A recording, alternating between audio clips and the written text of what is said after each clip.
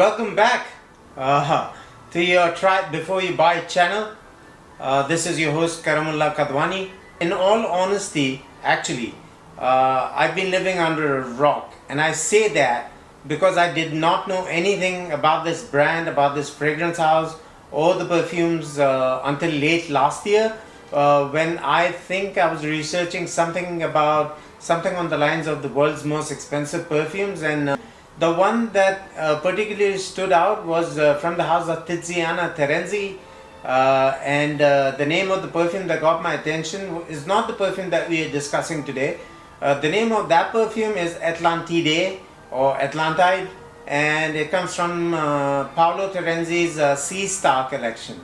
So Paolo Terenzi, I think the owner of the brand and the nose behind all the perfumes, lives most of his life out in the sea, and he has these yachts, and so this collection was inspired by the Sea Stars collection. It comes in a beautiful presentation.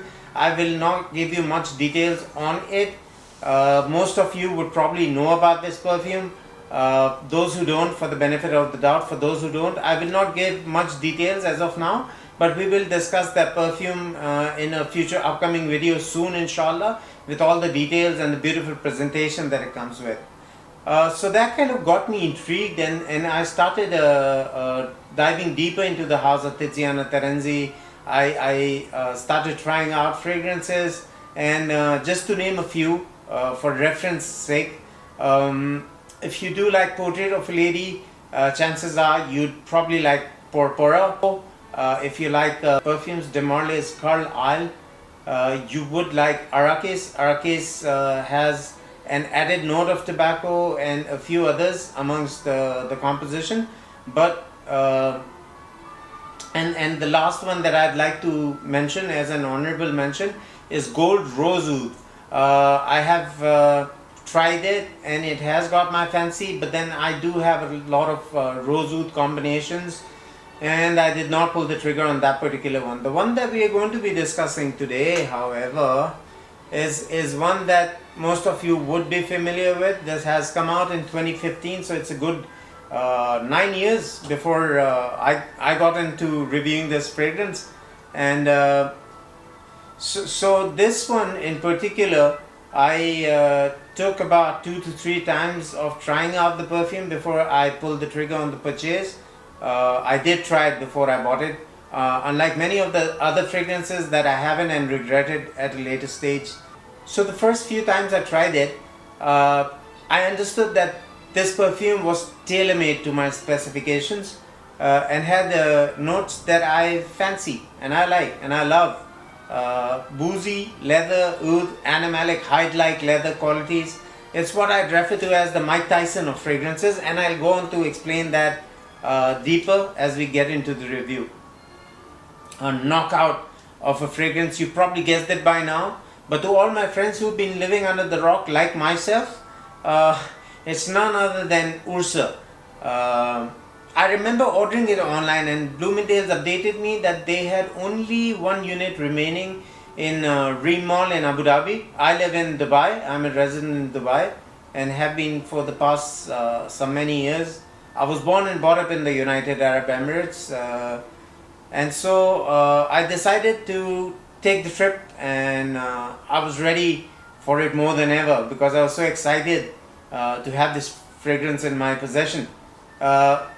My better half that we mentioned earlier in the channel supports everything I do, even things that are unreasonable or other couples might argue are out of their whims and fancy, but she does a lot for me. So she came back from a hard, long working day, and she was excited. She said, "Did you get what you wanted?" And I was like, "Yeah, I ordered it, but we need to take a trip to Abu Dhabi to get the perfume." And it was a weekday, it was a working day, and so the malls are only open up till 10. It was already I think 30 past 8, and I had 1.5 hours to reach Abu Dhabi. So we went to the Reem Mall. I got my bottle of URSA. I was super excited. I kind of rushed back home, and I got a few speeding tickets, but Noreen did not really make a big deal out of these as she knew my excitement for the fragrance and she did not want to take anything away from that excitement. Was it worth it? Heck yeah. Are you kidding me? Launched in 2015, as we already mentioned, nose behind the fragrance is Paolo Terenzi. The strength concentration for all the perfumes at the house of Titziana Terenzi at Extrait de Parfum. They only come in 100 ml bottles. This one retails for 1,195 dirhams. That is AED. Also, the currency code for dirhams is AED. If you want to look up and convert it to dollars, euros, Australian dollars, Canadian dollars. And most of the prices that I'll be discussing will be in AED. So it's classified as a woody oriental, but there's so much more to it. And the name URSA to you, does it kind of ring a bell? Well, I was thinking to myself, it's a constellation, which it is, and so there's URSA major and URSA minor, but this one is definitely major, yeah. And further trying to dig deeper into what URSA actually means, or what URSA stands for in this fragrance. It means a bear, not a grizzly killer bear so as per se, but rather a cute, cuddly little teddy bear, if I may. I do love the bottle and packaging. It's so deceiving though, as the white bottle kind of tells you a different story than what the fragrance is all about. So it gives you this idea that the fragrance would be a floral, light, airy kind of a demeanor, but the weight of the cap is where it's all at. And that's the weight class of the scent. It's a heavyweight, much like Iron Mike Tyson. It's a knockoff fragrance. I think I mentioned this before, but so let's get into the notes. And so for the benefit of the doubt, I will give you a notes breakdown for the notes that we haven't discussed on the channel as yet. But I will tell you all the notes, and then I'll tell you what the different notes that we haven't discussed in the videos so far bring to the fragrance. So we have on the top notes nutmeg, a little spicy action going on there, elemi, dried fruits and rum. Hot notes are patchouli, olibanum, incense, tobacco and vetiver. Base notes are agarwood, better known as oud, vanilla and leather. Elemi, a note that I don't think we've touched upon in depth earlier. Fresh, slightly spicy and balsamic aroma. Elemi is regarded as a top or middle note in perfumery with its fresh, slightly spicy and balsamic aroma. It contributes depth and complexity to a fragrance and is frequently blended with other notes to create a balanced scent. Additionally, elemi can be used as a fixative to extend the longevity of a fragrance. Dried fruits. Although dried fruit notes are used sparingly in perfumery, they are consistently employed in contexts and combinations that accentuate and celebrate the sunny and spicy origins.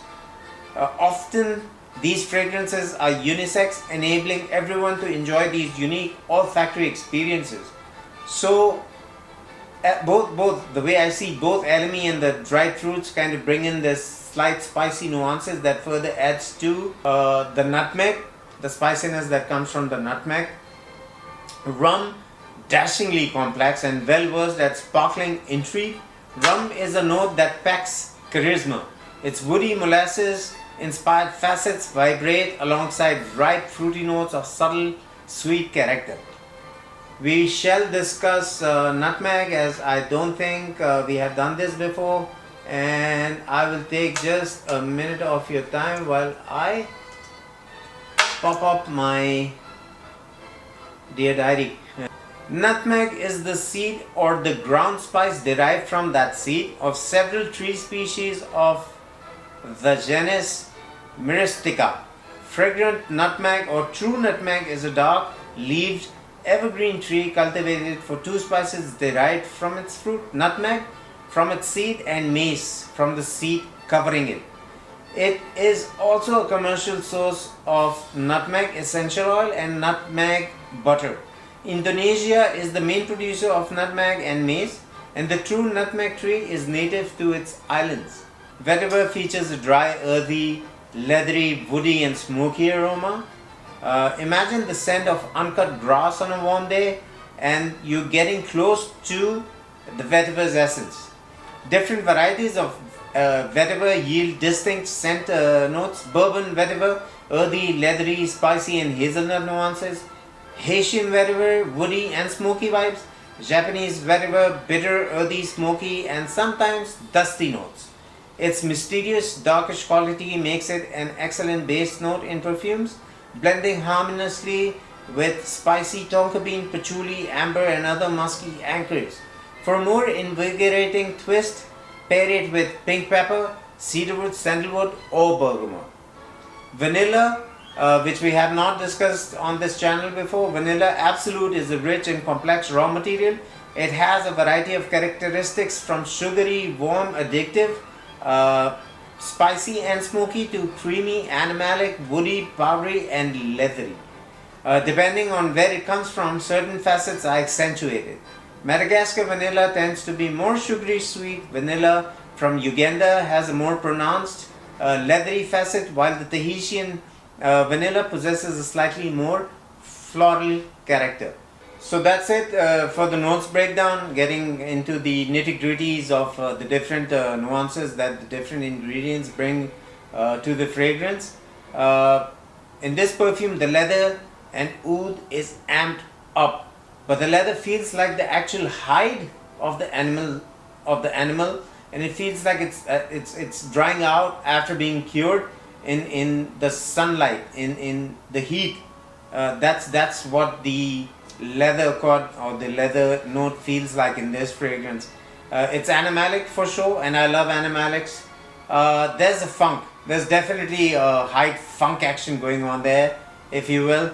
Patchouli is big and so is the rum, adding to the boozy facets. This stays with you.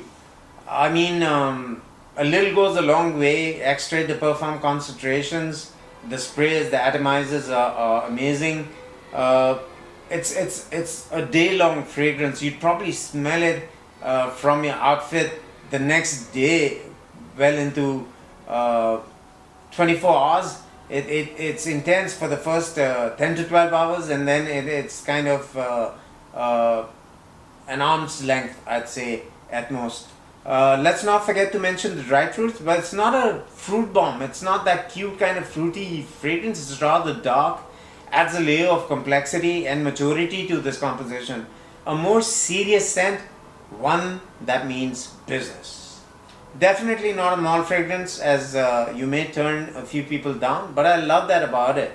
And so anyone could wear anything, anywhere, any time of the year. I actually, for the first few days of ownership, to better understand the fragrance, sprayed it on my upper and or outer and inner arm, and my superplex. That's where I try to live with the fragrances daytime, and in the nighttime I'd spray it again on the outside and inside of my forearm and on my outside of the palm, and so I live with the fragrance during the night. I sleep with it, and if I wake up happy in the morning, I know it's the one that I've fallen in love with, and this is definitely one of those fragrances that I've completely head over heels fallen in love with.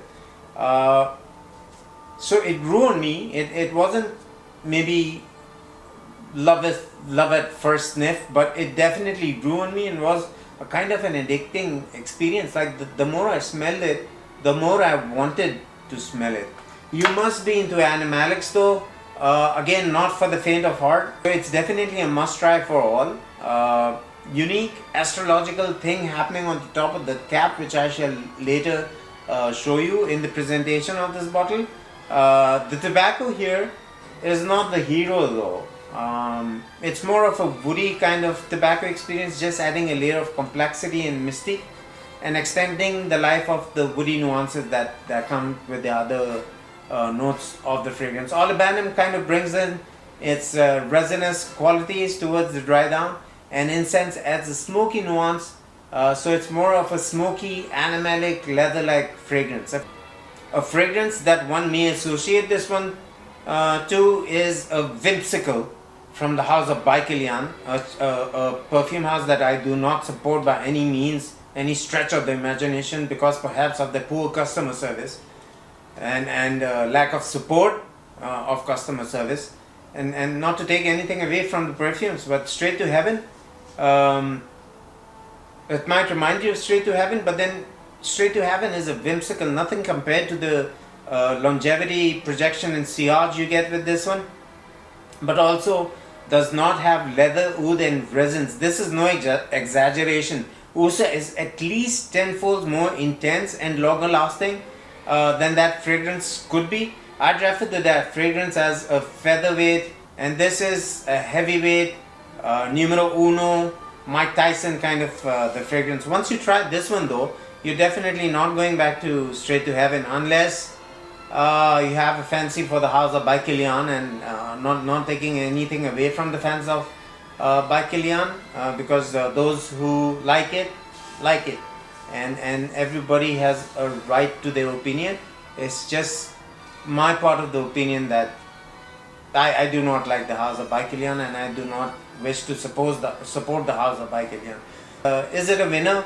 I think I've said enough already, and if that's not enough to convince you, then nothing would. So let's get into the presentation of this one. The atomizers are great, super bougie bottles. I love the gold contrasting with the white. Truly a masterpiece and legendary composition in its right. As promised, let's take a look at the presentation. So this is the box it sits in. The quality of the material used here is premium. It feels like more of a rubber kind of textured, resinous kind of a box. That's where the bottle sits in, fits snug into this, and the gold contrasts here as well, with the bottle placed like so. So you pull the bottle out, and that's what the bottle actually looks like. That's the astrological thing right there I was earlier mentioning to you. And so this is just so strong out of the atomizer. I would like to show you the atomizer, which is great, and I hope you've enjoyed this review. Till the next time, your host Karamullah Kadwani signing out. Thank you very much for staying till the end. Hope to see you soon in the next upcoming more in-depth review of more legendary creations. Please do like, share, subscribe and hit the notifications bell to get updated when I do upload a video in the coming future. God bless. Stay safe. Amen.